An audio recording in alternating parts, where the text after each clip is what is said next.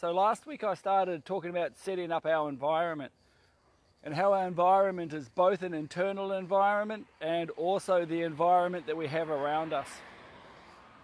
So we can set up our kitchen for success, we can set up our bedroom, our lounge. Much easier to control, and it's a good starting place. Okay, so we have three components to change. We have our environment, we have our others, and we have self. So next week we'll talk about self a lot more. Try and do my waves as I go. Adam, Karen, Ricky, Rebecca, hello. And we've got a question here: weight loss without counting calories. It's very easy. Well, let me put it this way. It's very simple, but for some people it won't be easy.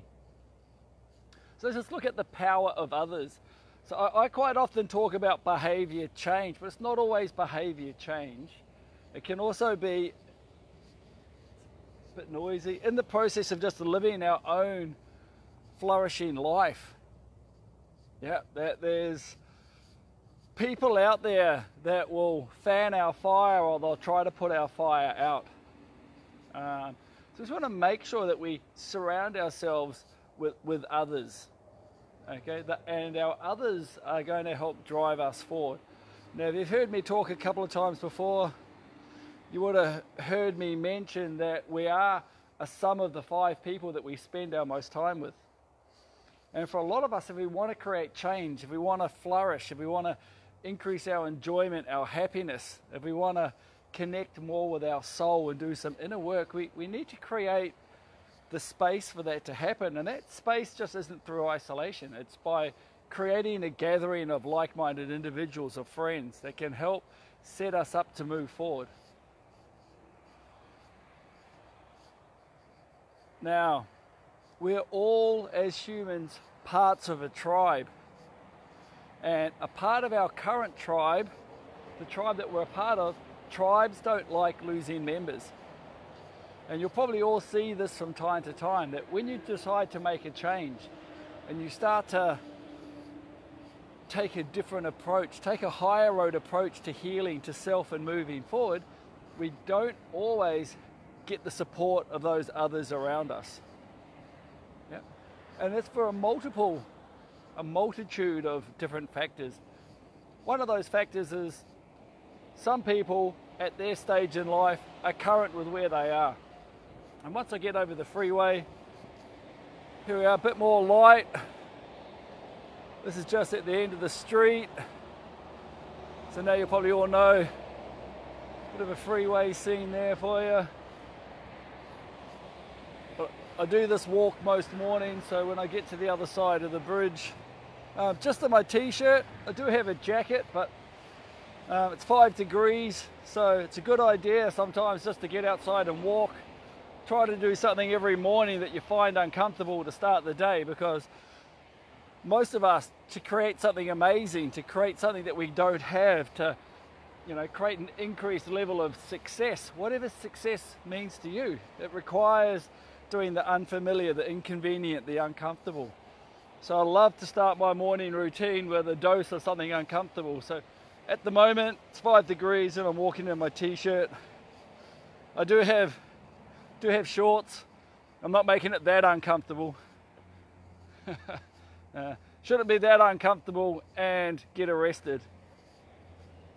So that's the power of our others. We're a product of the 5 people around us, the 5 people we spend our most time with. If we're wanting to start to create something for us, if there's a current pattern or behavior that isn't serving us, isn't serving our future vision, our passion, our desire, or to help us move forward with our healing, we need to have a look at who these others are. Okay? One point that I love is to get a coach. I think having a coach is always really, really important. This isn't a plug for me. There's no plugs for me on this at all. But it's very hard for us to coach ourselves out when we're in the middle of the forest, lost in the trees, and we can't see our way out. So it's great to have a coach, someone that you connect with. That's the key. I've had a lot of coaches, psychologists and stuff in the past over the years, and one thing that I have learnt is you have to resonate with them. Yeah, you got to have belief in their system. There is no one perfect system. Yep. If you look at people when they give up cigarette smoking, some people just give up straight away. We'll talk about that next week because that is the level of self. Other people will try hypnosis, gum, yeah, patches. You know, they might go to e-cigarettes for a while and then go across. It doesn't matter what method a lot of us do, as long as our intention is right and we resonate with that right person who can guide us through the process of change. Here we are, let's have a little look. It's quite nice.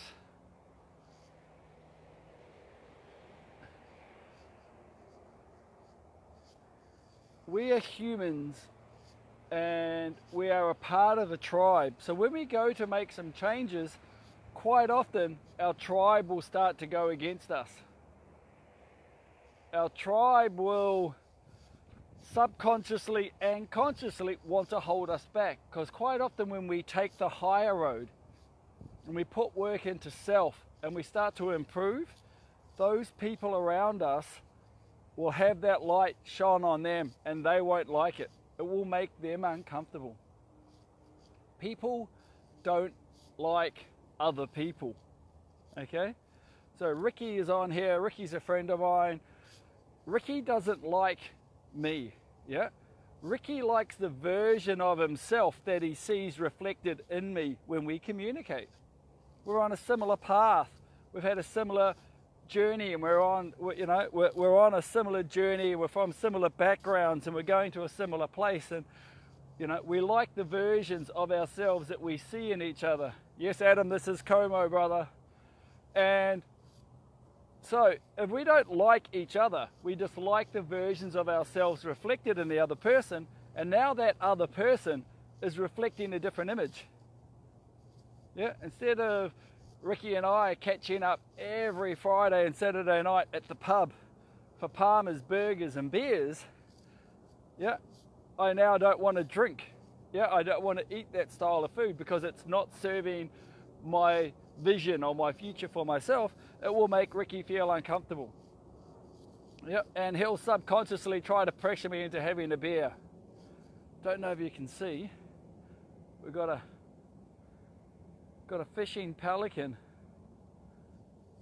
So here at the Como, Perth, pretty cool, eh? There it is.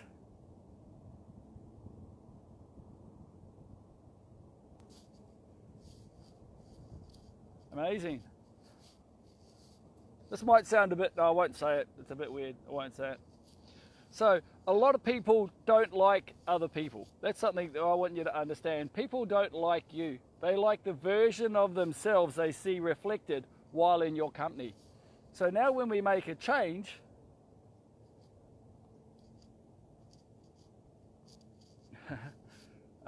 so when we go through a change, then what we reflect out will be different. So quite often, other tribe members will try and pull you down. Yep. Other people, particularly in your family, will have a different belief. Yep. One of the biggest things that I find where people have a lot of trouble is when it comes to the concept, the area of nutrition. Okay? Everybody has a PhD in nutrition. Everyone is so set in stone with what they should be eating. When you try to create change and change your eating, it'll probably be nearly easier in some places to change your religion. So we always come up against a lot of resistance. And often it's not the person resisting you, it's just a contrast of beliefs. Yeah? And a lot of people don't understand what's right for one person isn't right for another. Yeah, and they try to bond, they try to join by being a part of, oh man, it's amazing. Got the moon up there, got my COVID beard, which is getting a bit crazy. Yeah, Beautiful day though. Since this is a part of a walk, I'll try and share it with you. I just saw the pelican having another dive. It's pretty amazing. Even though I did say to you that every morning I try to force myself. Well, I don't force, it's a part of my routine. I do something that's uncomfortable. Every day I do something that I don't want to do. Yeah. Every morning though, I always start with something that I love. Yeah. We want to prime our morning. So this is one way that our others can start to hold us back. Yeah. But with family, we can't always drop the family. But sometimes when we change our perception, we'll start to see other people that we haven't normally hung around with in our family gatherings or at work, who are now on that similar journey. Yeah. And if any of you out there have ever been smokers and given up smoking, you know what it's like. Yeah. When everyone goes outside at lunch and smokes. Yep. Very few people, when they give up smoking, end up spending time in that group 6 months later standing around not smoking. That's not the way that smoking groups work. Smoking groups are normally for smokers. So that's our power of others. Last week we talked about our environment. We can set up our kitchen. We can set up our gym bag. We can make activities easier and harder. We can also, that's our external environment. We can set up our car. We can set up our workplace, our work desk, to help support our behaviors. Yeah. But we can also help by setting up our others, by connecting to a tribe that supports our new decision for self, our new behavior, our new habits of flourishing. So do we typically spend much of our time in the comforts of life? Yeah. Most of us do. So I'll come back to that one, Ricky, that's really good. We can tie that into this part here as well. And the reason why a tribe is really important, because there's safety in numbers. Yep, on many, many levels. Yeah. If a predator comes and attacks me and I'm on my own, I have to be strong enough to survive. If a predator attacks me and I'm in a group, I just have to be fitter and stronger than the slowest one. Yep. Or as a team, we can overpower them. So we're designed to bond. As a young kid between the ages 0 and 7, our brain works in a different brainwave state. It works in a theta brain state. And that job of that theta brain state is to absorb all information of the tribe so we can bond and connect. Because if we got kicked out of the tribe at 7 years of age, a couple of thousand years ago, life would not last very long. So we are innately designed to bond to a tribe. We are humans. We are social. Just going to do one more lap down and back because it's so beautiful. So we do bond with like-minded others. Okay. When we go to change, normally our others will change. Yep. And you have to be aware of that and be prepared for that. If you decide to cut back your drinking, if you decide to start exercising all the time, if you start to, lose weight to increase your self-esteem because you've, always let yourself down in an area of health and fitness, or, not thrived as much as you have, that's going to create a change. It's going to create a change in your habits. Okay? It's also going to force change onto your partner and onto your family. Yep. And forced change for a lot of people is much harder to deal with than a change they choose themselves. And I've seen this probably hundreds of times in the last 20 years when one partner decides to get their health back on track, lose weight, increase their self-esteem, their self-confidence, stop having all the negative thoughts about their health going through their mind. And as they start losing weight and feeling better, their partner harbors a jealousy or a resentment because now they don't understand why their other half wants to look good in the eyes of the opposite sex, or why looking good is now important to them, because they're not seeing the bigger picture. They have their own jealousies, they have their own insecurities, and now this forced change is magnified onto people. So as we go through and create flourishing, our standard tribe, won't want to lose members, and it will try and pull you back. People don't like you, they like the versions of themselves that they see in you. So then they will subconsciously or consciously try to sabotage and pull you back. Oh, that's all right, Brendon. Just have one beer. Give up next week. Just have a couple of beers this time, mate. You're already here at the pub. Have a beer. That style of behavior. Okay.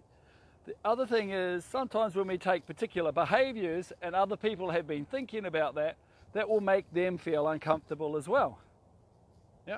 So now they are feeling uncomfortable, because every time they see you drinking the mineral water and not the beer, and they know that maybe they might be drinking more beer than that's serving them, that will make them feel uncomfortable. It will feel like you are attacking them.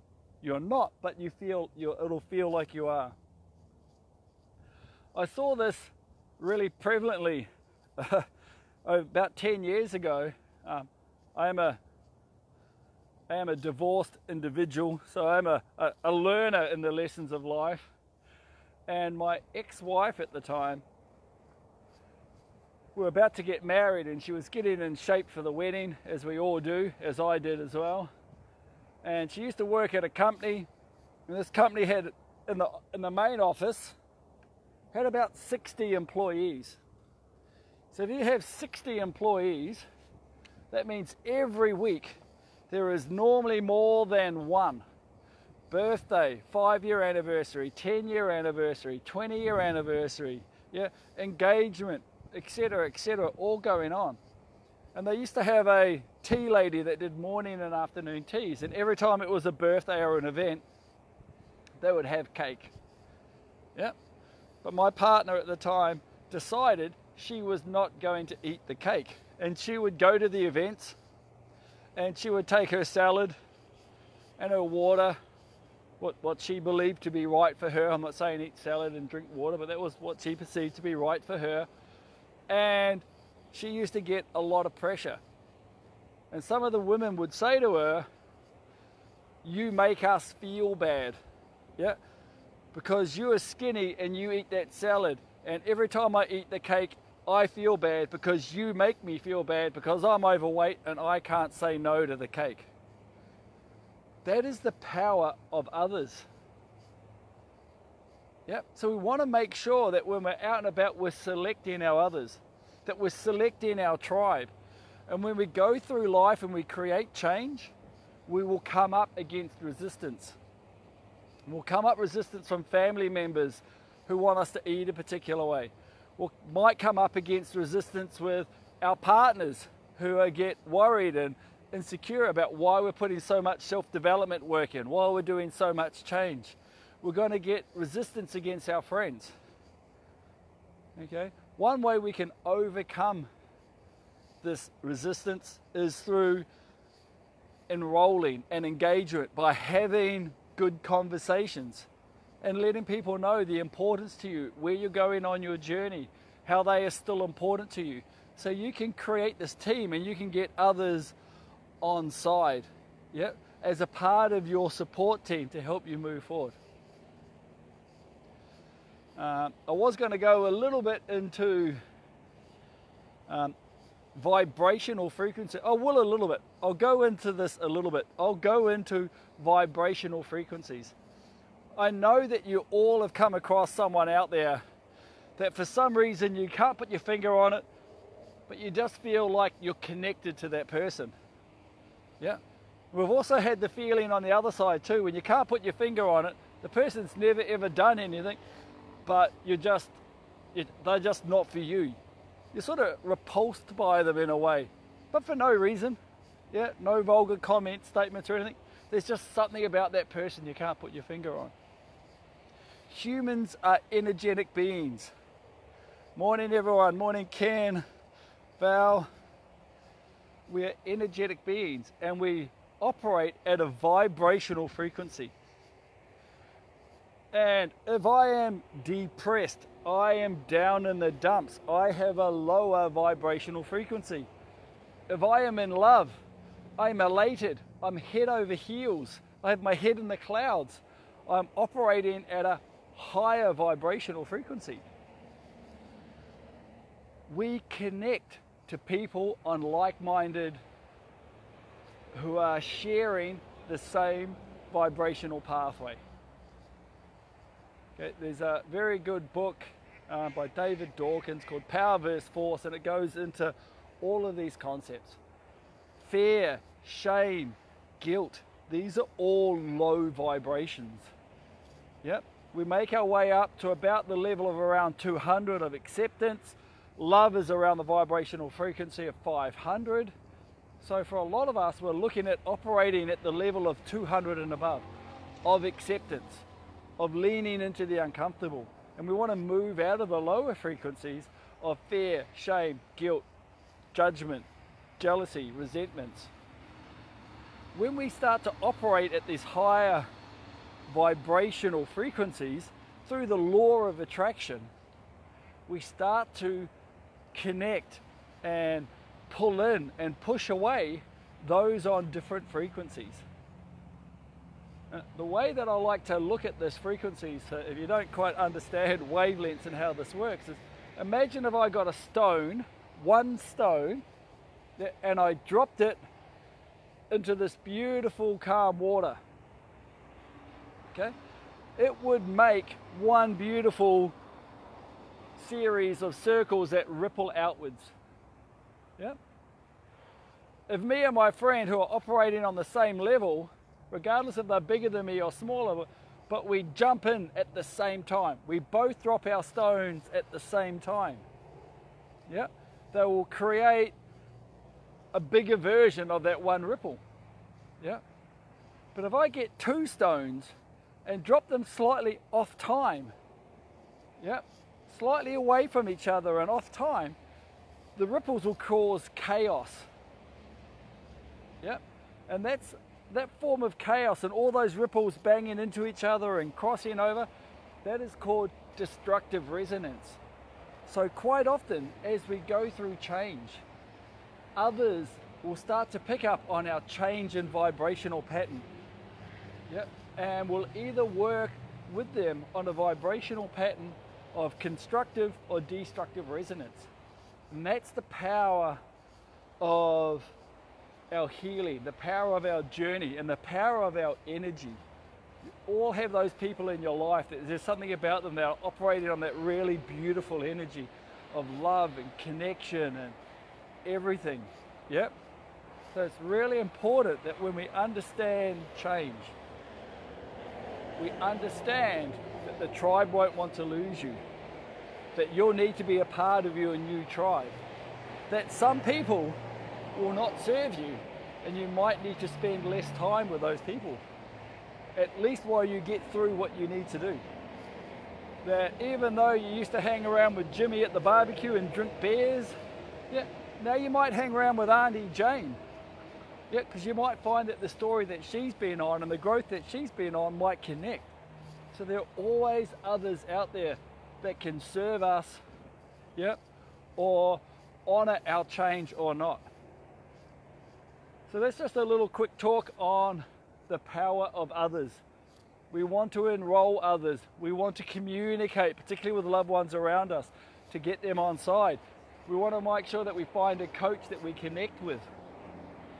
Yep. We're going to understand that as we go through these changes, we're going to have a different vibrational pattern, and that is either going to create constructive or destructive resonance with others around us. Okay. Should we jump into the first question? Very shortly I'm going to, I'll do it over this way, get a bit more freeway. I don't know if the freeway is going to look good. Let's have a look. I know half of you are only tuning up for the scenery. That's not too bad. The pair might be better. So Ricky, I might start with your first question. I might start with your second question.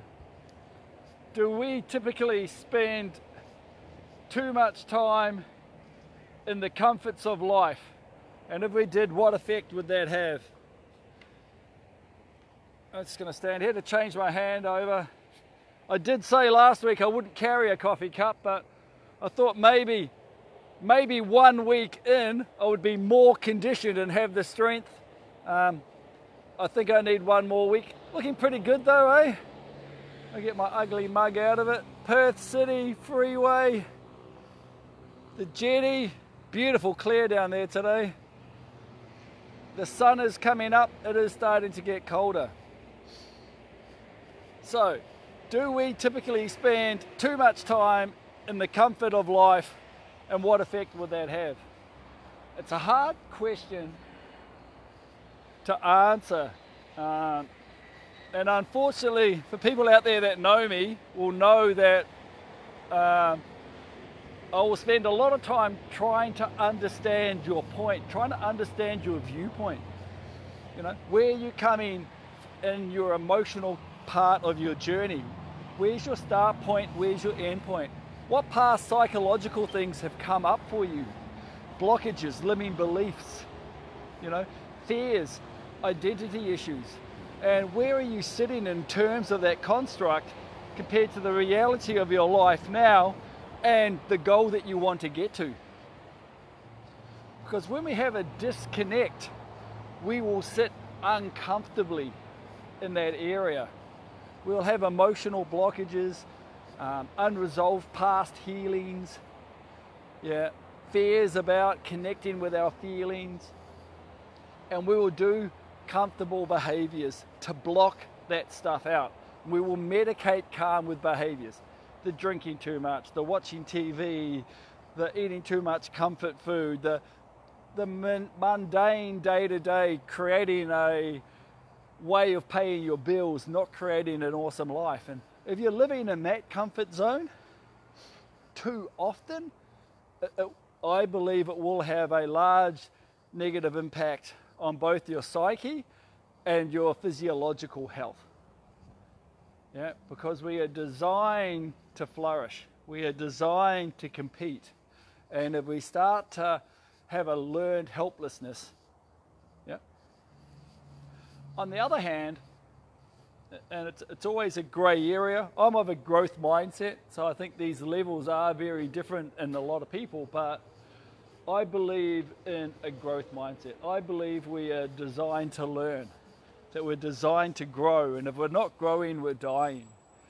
So I believe too much time in the comfort zone is, as a general construct, a detriment to living your greatest life. You know, too much time comfortable means there's not enough time achieving. Yeah. The trick is, a lot of people out there are disconnected with what success means for them. And I work with a lot of guys, and this is what I hear quite a lot. You know, their fathers told them to get a good job. Yeah, get a good job. You know, pay your bills, get a mortgage, have kids. Yeah, I'm a doctor, you be a doctor, etc., etc. And now these boys and men are growing up living in someone else's values, society's values, family's values. Yeah. So if we spend too much time living into someone else's values, into someone else's construct of a good life, that will cause a lot of discomfort. Yeah. You'll never get comfortable doing comfortable things if it's someone else's goals in life. That's why it's always really important to understand, for everybody out there, where your true starting point is. And you've got to get real with yourself on many different levels. Yeah? And it's difficult for a lot of people to do that. You know? So many people, sorry about this. Something about the cold weather makes my nose run a little bit in the morning. We're going to walk across to a park and walk around, utilising this 5-degree day. So I do believe that most people spend too much time in a perceived comfort zone. They don't, they're uncomfortable. And the reason how they get to stay there and uncomfortable is they medicate calm through their behaviors, through drinking, through TV, and all the behaviors that they are presenting are behaviors of disconnection. Disconnected to food, disconnected to feeling, Netflix, gaming, high intensity exercise, trying to forge a particular body to look a particular way, to gain value in the outside world, chasing money, chasing dollars, chasing so many things. I'm not saying there's anything wrong with any one of those behaviors. That's not what I'm saying. But if you are valuing certain behaviors and you're using them as a tool of distraction, then that feeling that you'll hold inside, that trapped emotion, that trapped energy, will eventually manifest itself in a form of physiological sickness or unease. Does that help you, Ricky? Did I get close to your point of view? Just let me know. I'm going to try and find another question.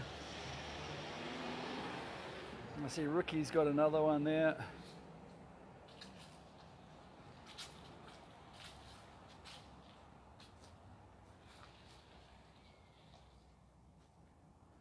Okay, I'll quickly go to Adam's question. I've just started training with a PT. What can I do to limit the soreness after training? Nothing, pretty much. That's the easiest way to look at it. You can do nothing. So a lot of muscle soreness comes from, they used to believe a number of different beliefs. One was microtrauma, so a little bit of damage between the actin and myosin myofilaments. So actin is like a long straight piece of rope, and the myosin is like hooks or hands that grab onto that rope. And when a muscle contracts, a hand reaches out, grabs the rope and pulls. If we do that enough, sometimes that hand grip isn't strong enough and it slips on the rope. So the myosin cross bridge, the myosin head, when it joins to actin, slips, don't worry about the science too much, and gets a friction burn, and then that burn needs to heal. That is one component. The other component is that when we put a lot of stress in the body and the body's not used to it, we get a neural system adaptation initially at the start, and the nervous system fires out of whack. So we lose a form of coordination. Yeah, and it's that intramuscular coordination. So now instead of the muscle fibers moving nice and gently, they're sort of jolting backwards and forwards and not working well against each other. So now we have a little bit of muscle soreness, a little bit of breakdown at these actin and myosin cross bridges, and then we have the muscle working out of time, sort of moving left and right at the same time, and that creates muscle soreness. Now, we can offset that a few ways. We can't make it go away. Keeping moving, keeping hydrated, and just allow your body to start moving through. The pain goes away quite quickly. Your body adapts quite well. Nothing will hurt like, nothing will hurt like the first time. Okay. It will get better each time. Muscle soreness is definitely not a sign of a good workout, like a lot of people used to think, like I used to think. It's got nothing to do with that whatsoever. Can you train and make improvements and never get sore? Of course you can. I think it's a good way to go for a lot of people because that pain will offset them, but it's very difficult at the start to find that level. So keep moving, hydrate well, make sure you're getting good repair nutrients in there. I believe a lot of people are under eating glycine. Glycine's a really important component of a lot of pathways, from the antioxidant pathway to the repair of connective tissue. So make sure you're getting, if you eat meat, that you're getting stuff, some organ meat, and you're also getting bone broth, or a marine collagen based protein powder, but that stuff's not really going to help. You're sore because you're deconditioned, and as you get more conditioned to those said movements, those muscle pains will go away. Okay, see you, Shannon. Now I'm going to come back to Ricky's thing. Where's Ricky's question? It's one that I love the most, and we'll talk a little bit more about it next time. I'm just going to try and find it. Does anyone else have any questions for me this morning? I'm just going to quickly put my jacket on, so just bear with me.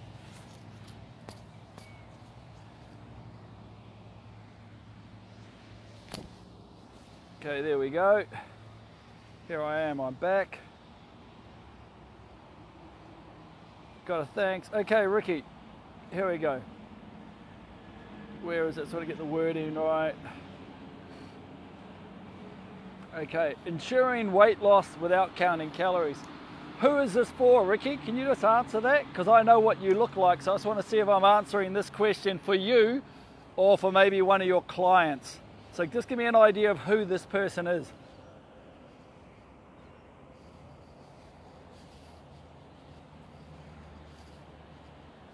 Just waiting for that. Got my jacket on now, my arms are starting to freeze, but at 5 degrees, it's been like a 30-40 minute walk. I'm just changing this angle.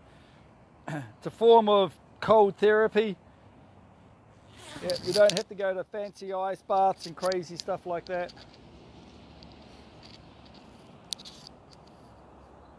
Okay, some clients. Are they overweight? Do they have a good amount of weight to lose?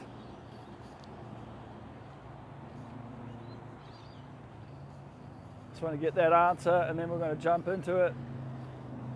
Everyone else that's still on, can you just say hi so I can see who's there? Can I see from tapping you on the top? No? Excellent. So it's going to start with one part while I'm waiting for Ricky to answer is, depending on where we are,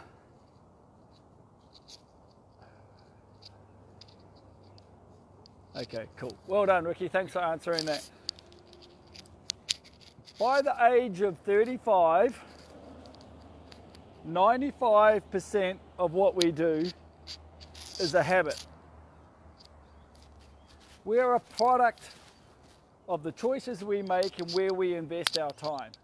We are a general sum of our... Hi Rebecca, hi Adam, hi Ricky, good to see you all there. We are a product of our habits, our routines and our rituals. Yep. Calorie counting, macro counting, okay? I don't do it myself. I don't get any of my clients to do it. I'm not going to say it's wrong, but there's a reason why I do not do it with any client. Okay, I personally think it's not the right way to go. And over 20 years in the business, I have seen very few, except a couple of ex-engineers or computer programmers, live with calorie counting techniques for longer than 10 years. So I'm a big believer in it's not how you get to your end goal. Yep. Okay, sorry, I was going to take that back. I think I said that wrong. It's not about the end goal per se. It's about how you get there. Yep. And if your end goal is just to get somewhere and then lose that result and then bounce back to where you were before, then it's just a waste of time, isn't it, really? You know, unless you're doing an extreme measure for a sport. Okay, and that's a little bit different. But for most of us to maintain healthy weight, it's behaviors. Most people will eat the same thing, the same breakfast. Yep. So if someone is generally overweight, okay, it's not a good idea to make assumptions, but let's just make a generalized assumption. Okay. A lot of these people will be using comfort food. They'll be using food to medicate a level of calm, to decrease anxiety, yet as a form of distraction, as a form to take away feeling. Yeah. So for these people, they'll need to understand and connect with that feeling. When they first felt it, when it came up, yeah, what happened in that period of time, and process that trauma, that wound, that shame, that guilt and that fear, and to be able to let that energetic pathway go, because otherwise that feeling will keep coming up and that coping strategy of disconnection will keep coming up. Yeah? So it's always really important that when we have a look at the consumption of comfort food and the consumption of high energy food, that those behaviors are a symptom from an underlying, most likely, energetic cause. Yeah? Shame, guilt, fear, wound, pain, trapped emotion, yeah, unrequited love, yeah, etc. So we want to make sure we understand and help them heal that. Quite often when we get people to heal their traumas and heal their past, heal their behaviors, gain self-compassion, understanding and self-love, then their patterns of life will become more honoring of love.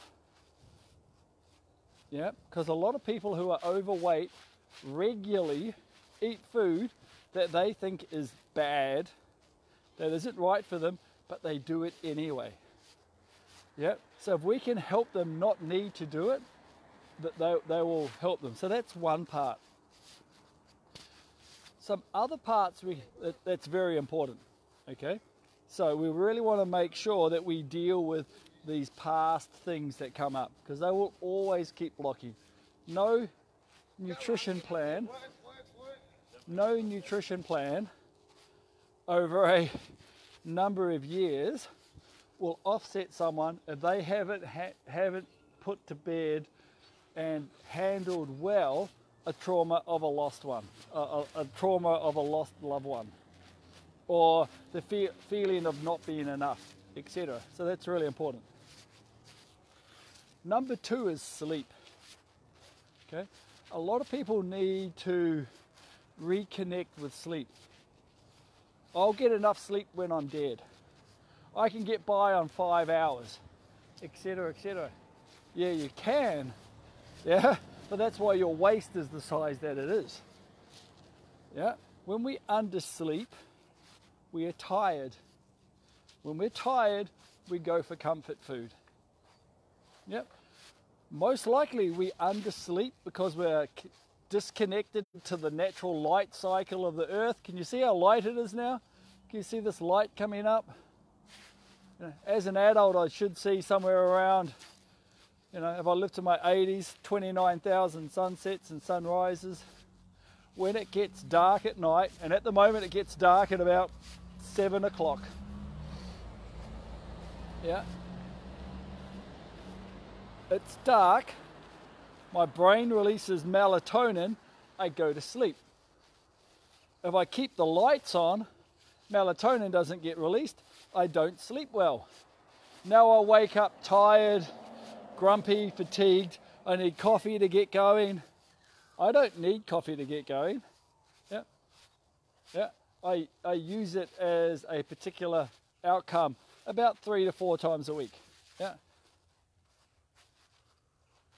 But a lot of people will offset thinking they're doing well without sleep, but they're not. They're just doing well with masking the symptoms of needing more sleep. So we need to help them get their sleep on track. And we've got to work out, and going too deep, coming back to why their sleep might be off track. Yeah. They are unhappy in their job. Yeah, so at the end of the day, there's got to be more to life than that. So they'd rather eat Cheetos, that's what, or I can't even think of anything, junk food at the moment. Don't even know if you can buy those here. Or you know, eat some junk food and watch Netflix, because they want the discomfort of their day to go away. They want to bring in some pleasure somehow, and they haven't learnt a coping strategy on how to increase these feeling changes with a behavior now that honors themselves, honor their love. Okay? So we've got to release trapped emotions. We've got to help the person build habits to get to sleep. Okay? Next week we're going to talk about identity. So I'll leave that third part to identity. Okay? Now you'll see why these first two are quite important, and identity. Yeah, it's really hard to get someone to put in the work of honoring their body with food that works for them if they don't love themselves, if they don't think they're enough, if they don't think they're worthy, or if they're connected to a different thing in life. We won't get them to do it. So that's why that's the key.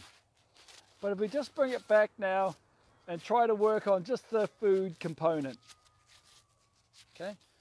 There is a difference between a whole food and a food-like product. How do we tell the difference between a food and a food-like product? I call it the nutritional panel, the nutritional label test. If your food has to have a label put on it, and I know they put labels on meat, so just sort of bear with me here for a little bit. If it's in a tin, a box, a can, yeah, a packet, a jar, yeah, it most likely is going to be a food-like product. It is most likely going to have some form of human tampering, yeah, and stripping back its nutrients, increasing its digestibility, having excessive chemicals added to it, etc., etc. Okay, so a lot of us are over-consuming food-like products over natural whole foods. So as a habit, instead of getting people to count their macros and let anything fit into that, yeah, instead of getting people to count their calories and work out their macros and work it out on a daily thing and start attaching right and wrong, shame, fear and guilt to their behaviors, trying to look at their food as a form of punishment, you know, and looking at the end goal as being restrict, remove, pull away. Yeah, I would never do that. Yep, you would never catch me getting a client to go down that pathway. Yep, okay. So we're going to have a look at trying to create habits where they increase their consumption of food, whole food, yep, over food-like products, over processed products. We know that if we can get our nervous system on track, we can assimilate our food a lot better. So a lot of people are going into eating in a stressed state. They are going in too stressed. They've had a shit day at work. They go home, they stop at the service station, they eat crap. Or at lunch, they're going to sit at their desk, still doing emails, still doing work, yeah, and they are going to consume their meal in 3 minutes flat. Okay, that's not setting our digestion system up well to assimilate food. So we want to eat slower, and we want to create time to shift a little bit more parasympathetic, a little bit of breath work for 3 or 4 minutes, yep, and give food gratitude, and give gratitude to our food and thanks to our food. So that can really, really help. So now we've got someone who's working on a little bit of their trauma, letting go of the past, creating a new perception around self-love, so it's easier for them to honor themselves and take the right decisions to honor their goals moving forward. Now we've also got someone that's honoring the sleep cycle and the light cycle, that's honoring their mitochondrial health and energy balance. Now we've got someone who is eating more whole foods and less processed food. We've got someone that's giving thanks for their food and eating their food in more of a rest and digest than a stressed. If we get someone to slow down their eating and eat their meal over 18 to 20 minutes instead of over 8 minutes, their tummy will tell their brain that they are full when they've eaten less. So their habit can be a bit more like in Europe. In Europe, they have long lunches, but a lot of them are less fat than we are, yeah? Because they eat, they talk, they have a sip of drink, they listen, they talk, they eat a little bit more, and they eat a little bit, then they rest. They eat a little bit, and they rest. And that process of eating, talking, laughing, having fun, yeah, means their meals take them longer to eat. And when we're eating longer, and I'm not mean stuff in your face, yeah, I'm talking about having, you know, a mouthful and then resting 30 to 60 seconds. Eating another mouthful, resting 30 to 60 seconds. As we would in the natural ebb and flow of a conversation over a meal. Then what happens is our brain gets told that we are full when we've eaten less and we feel satisfied. So get people to work on the speed of eating. To get people to work on the habits of eating until satisfied, not stuffed. Yep.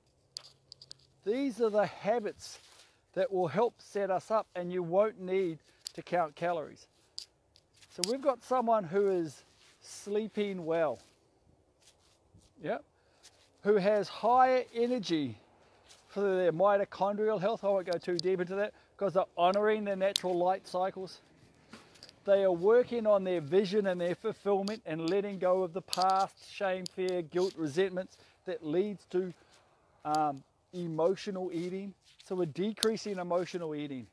We're increasing self-worth and self-belief. Yeah, we're getting the energy back up with maybe some daily movement and honoring the light cycles and prioritizing sleep. You don't prioritize sleep, your waste is bigger. The research shows it. If you chew your food 20 times compared to 40 times, your waste will be bigger. The research shows it. Yeah. So now we've got people who are honoring their body, building self-love, letting go of the past, less need for emotional eating. We've got people who are getting enough sleep, so we're decreasing the fatigue, so they don't need to go for comfort food all the time. We've got them selecting whole foods over processed foods. We've got them giving thanks and a little bit of time to calm down, to go from stressed into parasympathetic. We've got them chewing their food a lot more times. We've got them only eating to 80% full until they're satisfied, not stuffed. And we've got them having breaks and eating over a longer period of time. Yeah. For the average person, learning those habits, processing those habits, you'll never have to count a calorie again in your life, and you will be at an awesome body weight. Yeah. That is where most people are missing. Yep. I'm not going to say training someone 4 times a week, smashing them into the ground and restricting their calories doesn't work. It just creates pain and does not work long term. Yep. Very few people in the world live that way and do that.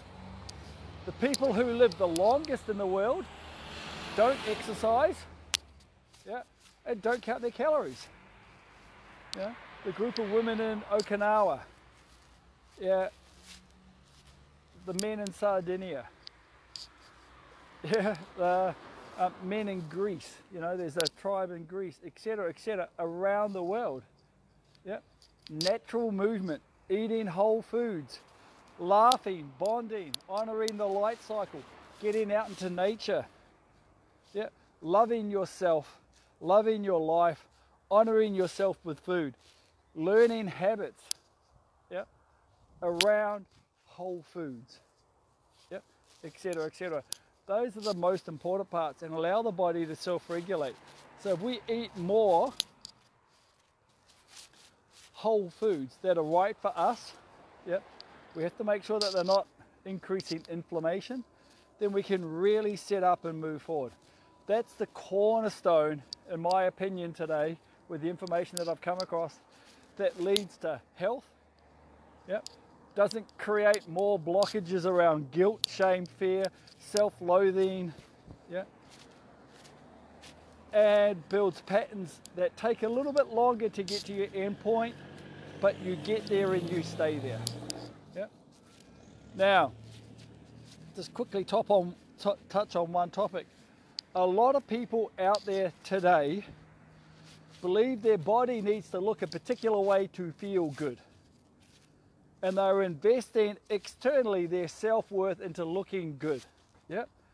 And most guys want a six-pack. Yeah. Well, most guys out there, that's too lean. Yeah. Okay. for most people, but it's societal pressures, yeah, that they need that to look. So they go down a really high stress path, yeah. So for a lot of people, to be able to truly connect to what your body is and what it does and what it should be giving you is also a topic of interest for me, because a lot of people are aiming through societal conditioning, through what they think is an ideal body isn't.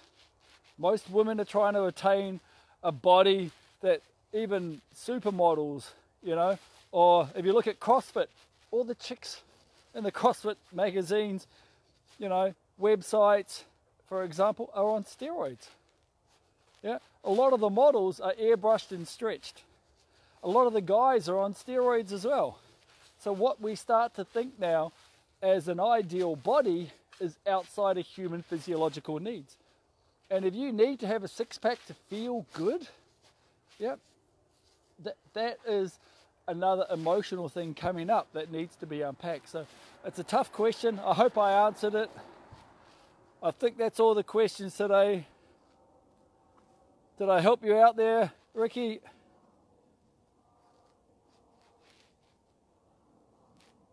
Adam, any other questions? You all good?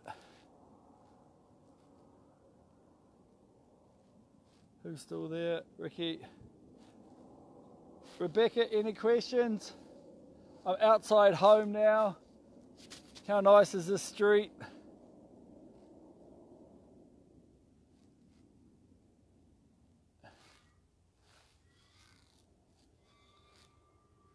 Okay, that looks like that's us.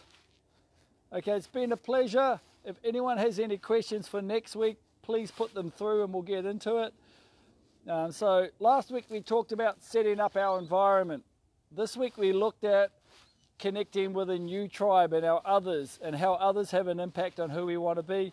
Next week we're going to go into the layer of self. How self-identity is the number one driving key. And you'll see, as soon as you identify as a fit, healthy person, you never have to count calories because your behavior is fit. Yeah, you'll learn what works for you to be fit and healthy, and your body will follow those. Okay, it's been a pleasure. I look forward to next Wednesday for the final walking words of wisdom, and I hope you are all well. It's been a pleasure sharing time. Hopefully I'll have my crazy COVID beard attended to between now and then. Awesome. Have a good one, everyone. It's been a pleasure.